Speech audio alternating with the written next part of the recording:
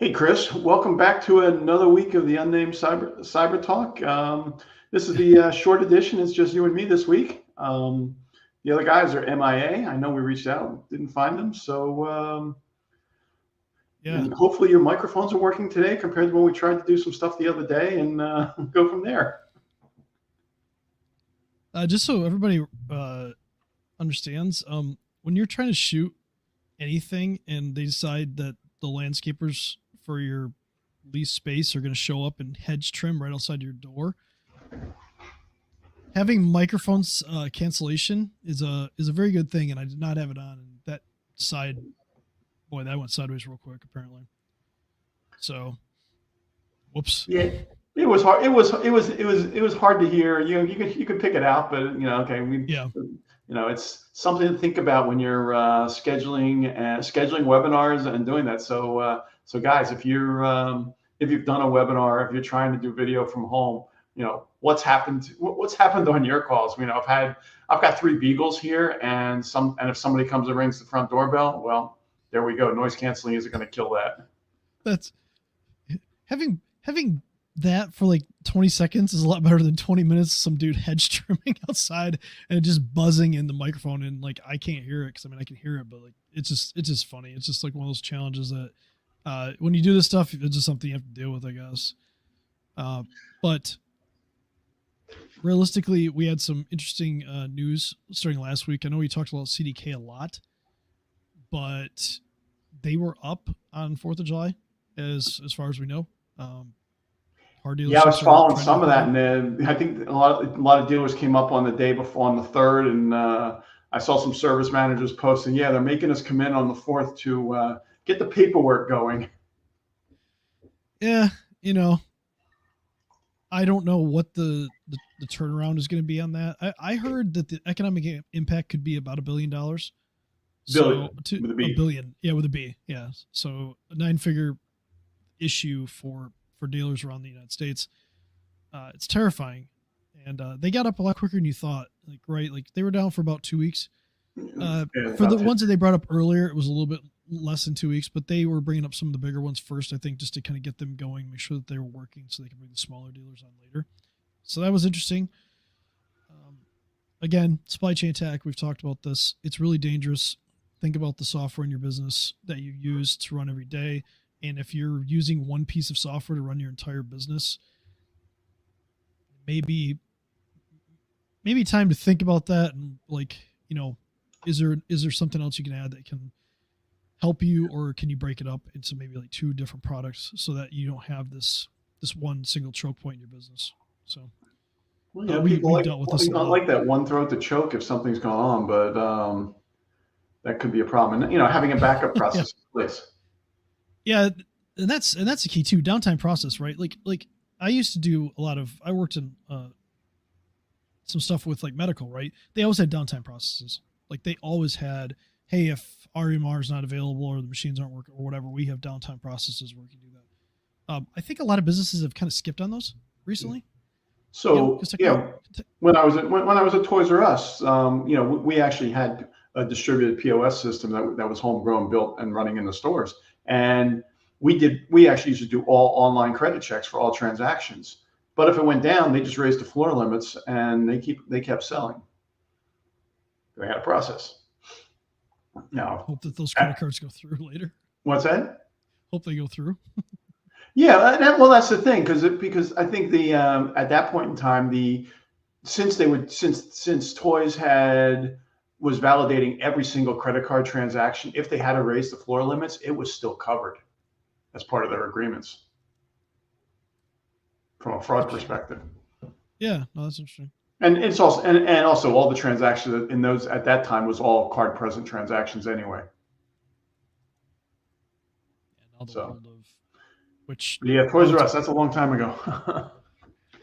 I used to love Jeffrey, that stupid magazine, or the catalog at Christmas time, right, when you were a kid. I got pictures of Sean and Kirsten sitting on Jeffrey's lap in the office. Oh man! Like the closest one for me, like growing up, and this is probably nobody cares about this, but it was like an hour away. It was a destination? Yeah, it was a destination, dude. So yeah, so like, because I grew up, obviously in a pretty rural area, so it was just like everything was 30 minutes at least, and then that specifically was about an hour. So that's pretty funny. I think when I left, we peaked at it was over 800 or 900 stores that we were supporting. And then I'll just like private equity got involved and poof. That's a whole other topic. Anyway, what's going on in the we love private equity. Don't get me wrong. Oh man, Apple, man. Be careful if you don't have MFA turned on your Apple devices, man. Please do, because there's a smishing attack, and basically a smishing attack is text-based phishing. You'll get a text message. It'll say, "Hey, you should sign into your iCloud account."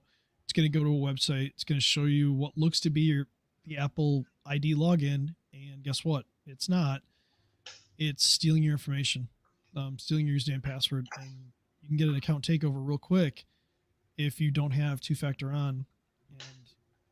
And Apple's two-factor is unique, and if people don't know this, you can turn on two-device authentication. So like when you log in, one of your devices or the other device that you're using, you can use to authenticate another device on your account.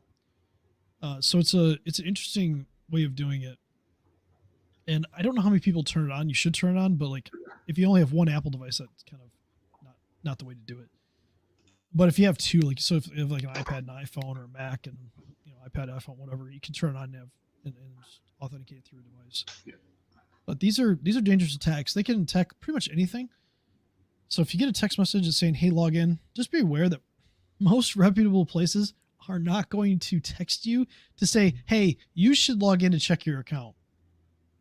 Now, you may get a text message for a fraud alert, so I just blew that one up.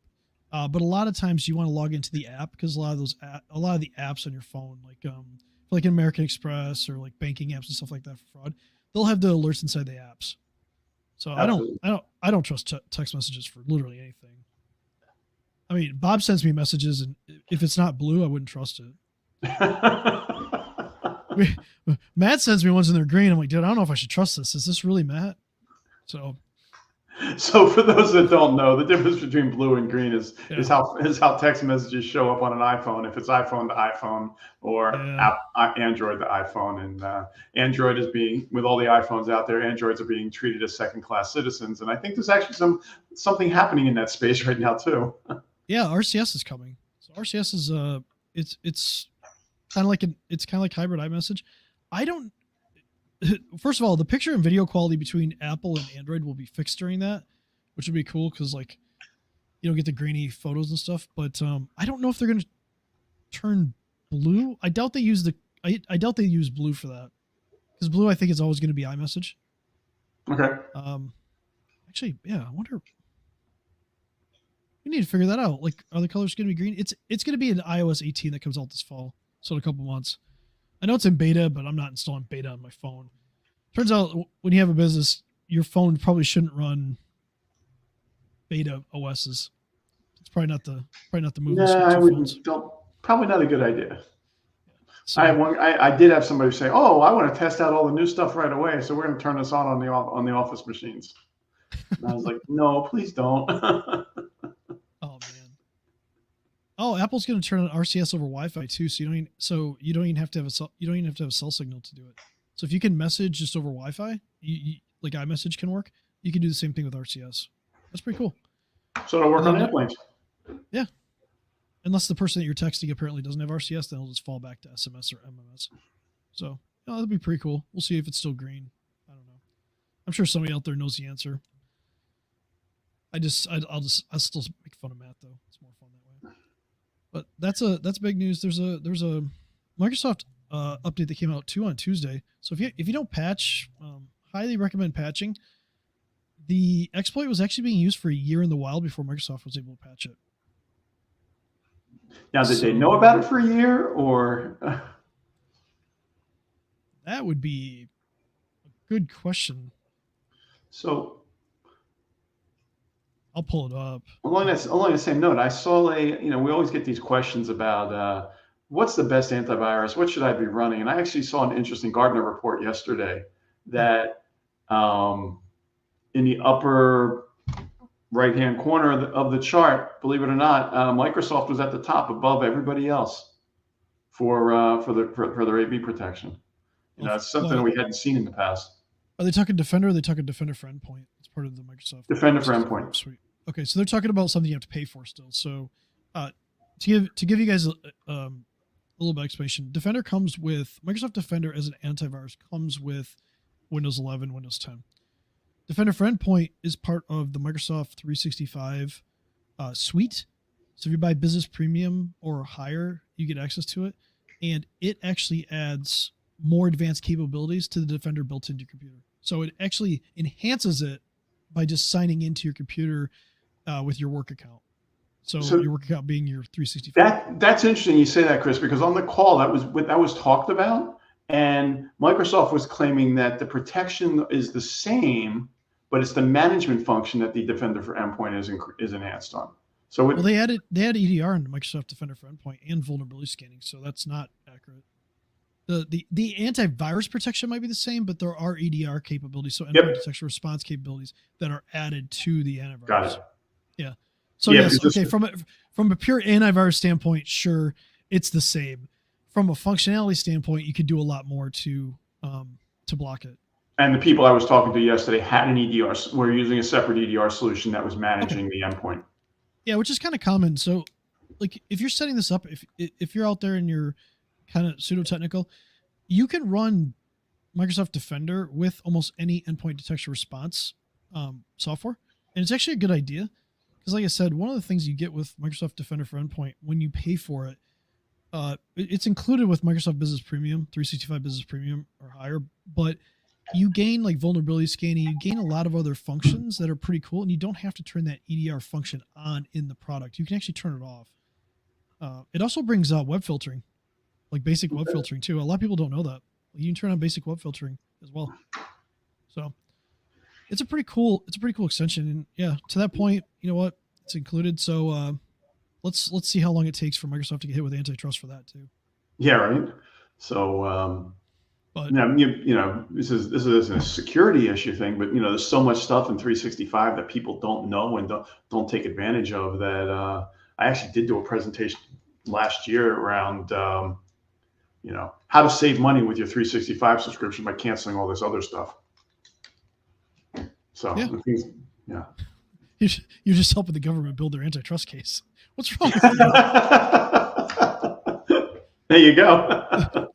That's for anybody out there. If you're wondering why Microsoft suddenly is selling Office 365 or Microsoft 365 without Teams, there's a reason for that. Europe did not like that very much. Slack sued, and they kind of just did it worldwide. They dropped the price, and they give you the option to keep Teams in there if you want, but they have a version that sells without Teams. You can add Teams back in as an add-in.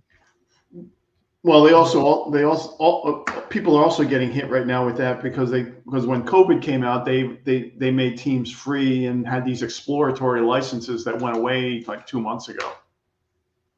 I just found that on another client. So they're like, I can't log into Teams anymore. It says you're not authorized, and I'm like, what are you talking about?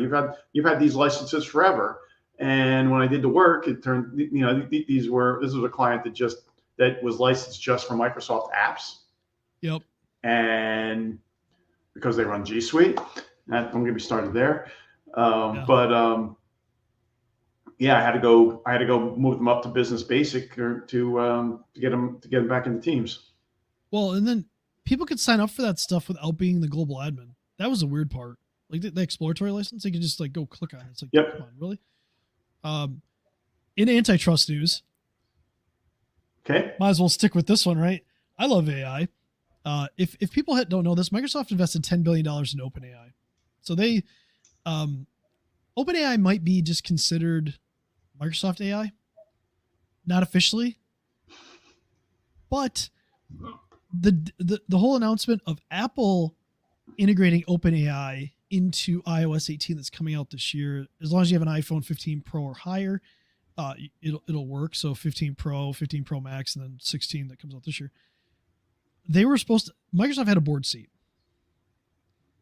an observer board role, so they can just is a non-voting role, right? Apple was going to get that too, right? Yeah. So suddenly the FTC announced a move to look into antitrust exposure, and Microsoft is like, yeah, you know what? We don't want that board. We don't need that board seat anymore. And then Apple dropped their observer role board seat too. So it turns out there's going to be a lot more scrutiny into AI and the way that these big tech companies are buying it, but not really owning it in a way. Okay. But I mean, I'll tell you what, if somebody gives me $10 billion, I'm pretty sure they own me. They own it. Yep, absolutely. And Just, you know, and Apple's calling AI Apple Intelligence. Yeah, because Apple's long-term goal is to have their own AI, but because they're not there yet, this is like their hybrid. This is a really weird move for Apple. I don't like, if you really look into it, typically Apple likes to do everything in house, but the way they're going to proxy this is they're going to hide your identity. So anything that's sent to OpenAI, you have to authorize, and then they're going to scramble like your identities for the security aspect of it and the privacy aspect of it. So it's interesting, but this just gives them more time to develop their large language models or small language models, whatever you want to call it. Small language model would be something that could run on a phone that can do a finite number of things, and the large language model, just you have to go to the cloud to get it because you just don't have enough power, storage, memory, everything on your device to do it. Cool. But yeah, no, it's really interesting. So it's really going to be, I think people are finally figuring out though that this AI craze that has drove the stock market up a little bit, a lot of people aren't using AI yet. There's all these tools out there that say AI, but if you look at the true numbers to these companies, they're not adding a ton of revenue. So it's going to be, it's interesting. I mean, I use it all the time, but I mean, we're kind of like I guess we're kind of in like a niche, like a small niche of people. So. Yeah, you know, people are afraid of it. You know, some people are blindly putting stuff into it, and that's a whole other topic of how much data is being out there and who ultimately owns it and where it is. But for now, you know, people are playing with it. They're getting some stuff, and you know, it's going to grow. But is it going to take over the world? We'll have to wait and see. It's not going to take over the world. It's just making people better. When general intelligence comes around, then we can worry. That's a bit of a ways off. But to Microsoft's point, I've been testing Microsoft Copilot 365 Copilot for a while, so that adds AI capabilities to like the Office Suite, Teams, stuff like that. Mm-hmm. It has got remarkably better over the last 3 months. Everybody's training it. Well, kind of that, and then Microsoft just improving on the back end, right? And then they probably, I don't know if they moved up to GPT 4.0 yet, but it'll be really interesting to see just like the advancements in there. Obviously, we're leveraging more and more AI for cybersecurity, and we're going to see where that goes too. But cool. This is a good one. We'll get everybody back together. We'll some of the stuff that we tried to do before we'll catch up on. I don't want to exclude too many people. Yep. All right, sir. Well, let's have a safe week, and yeah, you know, it was an uneventful weekend for the 4th of July, thank God, and from a cyber perspective, for the most part. You just screwed us all. Thank you for that. As soon as I say it. Later, guys. We'll talk to you next week. Have a good week.